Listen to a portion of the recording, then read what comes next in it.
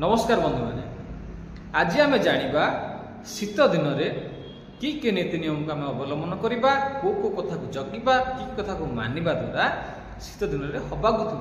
विभिन्न प्रकार श्वास संबंध समस्या थंडा बा गला संबंध समस्या रोग प्रतिरोधक शक्ति कमिया द्वारा होता समस्या एवं अनेक गुड़िए थंडा ज्वर एवं ये साधारण समस्या तेरे कौन कौन आम शीत दिन करवा कि कथा को मानिबा ये कथा आज भिडियो जाना। सर्वप्रथम बंधु मैंने शीत दिन में आम प्रतिदिन स्नान करवा किंतु अतिरिक्त थंडा जल स्नान न करी हल्का उषुम जल स्नान करवा। वार्धक्य बा वृद्ध लोक मान जो रहिले से माने समय अनुसार टिके खरा पड़िया पर उषुम जल स्नान करने दरकार कि पोछेबा दरकार। छोट पिला माने मध्य हल्का उषुम जल पोछेबा दरकार बा स्नान करने दरकार। एवं वर्तमान समय मिलुवा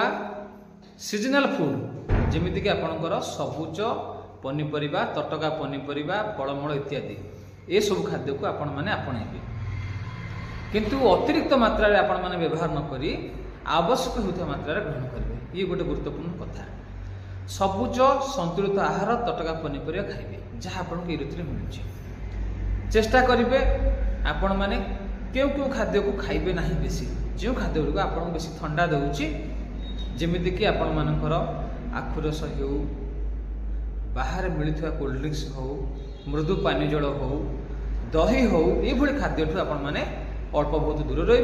और जो मन पाखे समस्या नहीं से माने यह ग्रहण करें। आउ गोटे गुरुत्वपूर्ण कथा जो मानक अतिरिक्त थंडा बा श्वास संबंध समस्या आसूची गला संबंध समस्या आसूची विशेषकर छोट पिला माने एवं वार्धक्यर लोक माने बा व्यक्ति विशेष माने से माने क्षीर बेसी व्यवहार करेंगे नहीं दही बेसी व्यवहार करेंगे नहीं क्षीर दही व्यवहार करेंगे कि क्षीर चा व्यवहार करेंगे नहीं। जदि ये आपण मैंने व्यवहार करेंगे कौट ना कौटी कफ संबंध समस्या आसीपे। एवं व्यवहार करेंगे कौन आपण मानकर अंचल मिलूवा आपण मान पाखापाखि समय मिलूवा तुलसी पत्र अदा आपणकर गोलमरीच ये सब आपण मैंने जमी सकाल उठी नाली चा करते पीती तो चाह पत्ती पकेबे नहीं आपण 10-15 टी गोलमरीच तुलसी पत्र 40-50 टी अदा खंडे सामान्य लुण एवं महू टिके पकईक आप फुटाइबे और किस समय पर आपण मैंने यहाँ चा भली व्यवहार करेंगे जहाँद्वारा कि आपण मान पाखे रोग प्रतिरोध शक्ति बढ़ और रोग प्रतिरोध बढ़े आप विभिन्न प्रकार समस्या सहज होना। रोग प्रतिरोध बढ़ापी आपण मान बाहर मिलूँ अँला आप अँला को व्यवहार करेंगे